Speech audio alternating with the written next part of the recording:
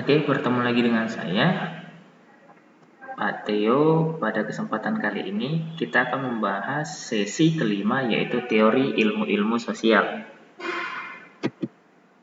Nah, pada teori-teori ilmu sosial, kita akan mempelajari konsepnya terlebih dahulu.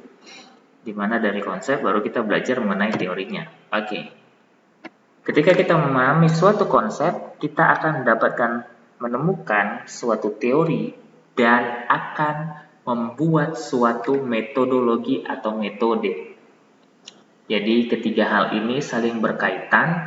Setelah kita mengetahui konsep sesuatu hal, lalu kita merumuskan suatu pendapat yang disebut dengan teori. Dari teori tersebut kita akan mendapatkan suatu metode atau cara bagaimana supaya teori tersebut terjadi dan disebut dengan metodologi. Oke, nah berikut ini ada konsep-konsep dasar dalam ilmu pengetahuan sosial. Yang pertama, realita, individu, masyarakat, interaksi sosial, proses sosial, kategori sosial, kolektivitas, kelompok, posisi, peran, fungsi, status, struktur kebudayaan, lembaga, stratifikasi, kekuasaan, integrasi, konflik, sikap, perilaku, penyimpangan, nilai, norma, sosialisasi, akulturasi, sistem sosial, organisasi sosial. Dalam hal ini untuk organisasi sosial ini ada NGO atau mungkin ada lembaga-lembaga ataupun LSM yang bergerak di bidang sosial. Lalu ada harmonisasi, ada perubahan sosial. Jadi keseluruhan ke-26 aspek ini merupakan konsep-konsep dasar yang harus kita pahami di pelajaran ilmu pengetahuan sosial. Nah, kita masuk ke fungsi konsep dalam teori sosial. Nah, seperti yang kita tahu, pada teori sosial ini, seperti yang telah dikatakan oleh Aristoteles bahwa pada dasarnya manusia merupakan makhluk sosial yang artinya memerlukan bantuan orang lain untuk dapat bertahan hidup atau melaksanakan, menjalankan kehidupannya dengan bantuan orang lain. Nah, jadi pada konsep teori sosial ini kita dapat mengetahui bahwa konsep ini memberi pengertian dan pemahaman tentang sesuatu, baik itu yang bersifat kognitif, afektif, atau yang sering kita sebut mengenai understanding atau pengertian.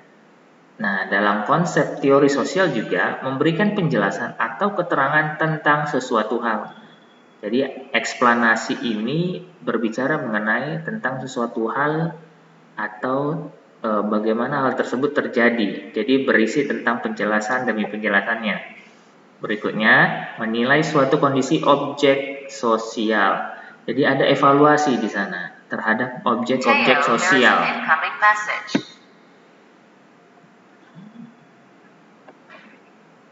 Nah, lalu berikutnya dapat memberitahu tentang sesuatu. Jadi, teori sosial ini bersifat informatif juga dan komunikatif. Sehingga kita dapat mengetahui segala informasi tentang suatu hal yang ada di tengah-tengah masyarakat dan dapat mengkomunikasikannya dan menyampaikannya dengan baik kepada orang lain juga atas informasi yang telah kita sampaikan. Lalu menghasilkan suatu istilah yang sifatnya praktis atau sederhana. Berikutnya, tujuan teori sosial. Yang pertama, sebagai reduksi atau refleksi dari peristiwa, realita, gejala, fenomena sosial yang berisikan data dan fakta-fakta sosial. Nah, jadi reduksi di sini artinya bagaimana kita membagi atau mereduksi suatu gejala realita berdasarkan fakta yang ada, atau merefleksikannya, atau melakukan perenungan atau mengingat kembali peristiwa-peristiwa tersebut apa saja yang telah terjadi dan dikaitkan dengan data-data atau fakta-fakta yang real yang terjadi di lapangan. Lalu dalam merumuskan kesepakatan atau komitmen baik itu yang berbentuk definisi, pengertian, istilah, kata-kata, atau label, dari fenomena sosial, kita harus memahami terlebih dahulu konsep-konsep sosialnya.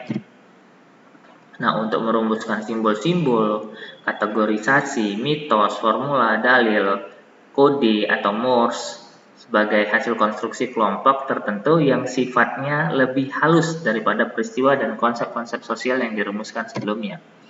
Nah, manfaat konsep kita pelajari pada materi kali ini yaitu agar manusia dapat berkomunikasi dengan manusia lain atau makhluk lain karena adanya kesamaan pemahaman atau mutual understanding dan kesamaan pemaknaan. Jadi dengan suatu konsep kita berharap manusia dapat berkomunikasi dengan manusia lainnya atau makhluk lain, dalam hal ini mungkin ada hewan, ada tumbuhan dan lainnya. Jadi untuk menimbulkan kesamaan pemahaman antara yang satu dengan yang lain. Nah, berikut proses konsep ke teori. Jadi, kita dapat memperhatikan bagaimana sesuatu hal tersebut dapat kita lihat perjalanannya dari konsep menuju suatu teori. Oke. Berawal dari suatu peristiwa, kita perhatikan yang di bawah ini atau fenomena. Jadi di sini ada sensingnya, ada persepsinya, ada interpretasinya. Peristiwa di sini harus berdasarkan dengan fakta atau realita. Jadi benar-benar real terjadi. Dari suatu peristiwa, maka kita masuk ke konsep atau istilah yang berkaitan dengan peristiwa tersebut. Nah, pada konsep ini masih berbentuk catatan saja. Jadi belum kita sampaikan secara teori. Oke, setelah dari konsep, kita lalu memasukkannya ke dalam kategorisasi. Oke, ini bersifat teoritis. Oke, jadi kita mendapatkan konsep, lalu kita kategorikan. Konsep yang kita temukan ini termasuk ke dalam jenis yang bagaimana. Nah, setelah kita kategorisasikan atau teorisasikan, maka kita masukkan ke dalam bahasa yang baik. Nah, jadi kita masukkan ini, kategori-kategori tersebut kita simbolkan. Oh, kalau dia disebut demikian, maka simbolnya ini. Nah, setelah itu kita mengaitkan atau kita memasukkannya ke legenda atau cerita-cerita atau mitos yang ada. Setelahnya baru kita masukkan ke dalam dalil atau formula atau rumus yang ada. Jadi kita kaitkan keterkaitan pada mitos tersebut dengan rumus-rumus atau dalil-dalil yang ada. Baru kita dapat mencapai suatu teori atau kode atau askripsi atau Morse-nya seperti itu. Oke, jadi kita masuk sekarang fokus pembelajaran teori ilmu sosial. Ada yang bersifat empiris, ada yang bersifat non-empiris. Nah, empiris ini kita bicara mengenai yang berkaitan dengan ilmu pengetahuan. Non-empiris yang bersifat non-ilmu pengetahuan, jadi tidak ada kaitannya dengan ilmu pengetahuan.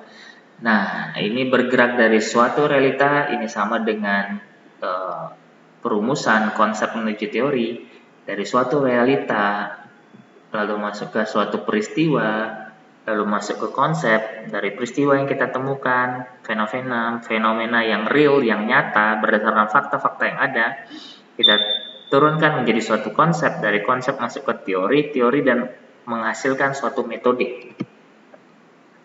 Nah, peristiwa, fenomena, realita, gejala. Jadi, dari peristiwa, fenomena, realita, dan gejala ini, kita dapat memperoleh proses atau kemampuan penginderaan atau merasakan atau melihat bagaimana suatu proses tersebut terjadi. Dari proses tersebut, kita masuk ke definisi.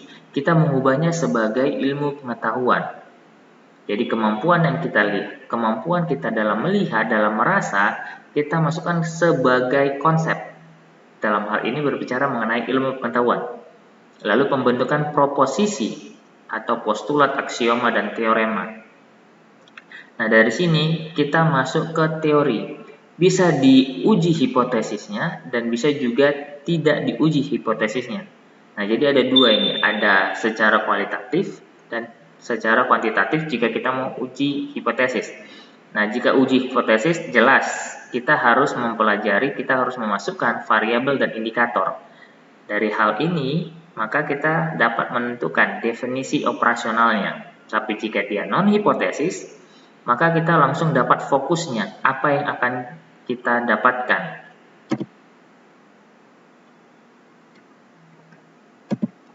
Oke, jadi saya berharap dari materi-materi yang telah diberikan, mahasiswa-mahasiswi sekalian dapat memahami bagaimana teori-teori ilmu sosial tersebut sangat erat kaitannya dengan apa yang ada di sekitar kita, dalam hal ini kehidupan bermasyarakat dan berbangsa dan bertanah air. Jadi saya berharap semuanya dapat memahami. Nah, jika ada pertanyaan, kalian bisa bertanya kepada saya untuk menjelaskan lebih detail lagi mungkin, dan dapat memberikan masukan-masukan lain terhadap pembelajaran yang telah diberikan. Nah, akhir kata saya ucapkan terima kasih dan sampai bertemu di video pembelajaran berikutnya.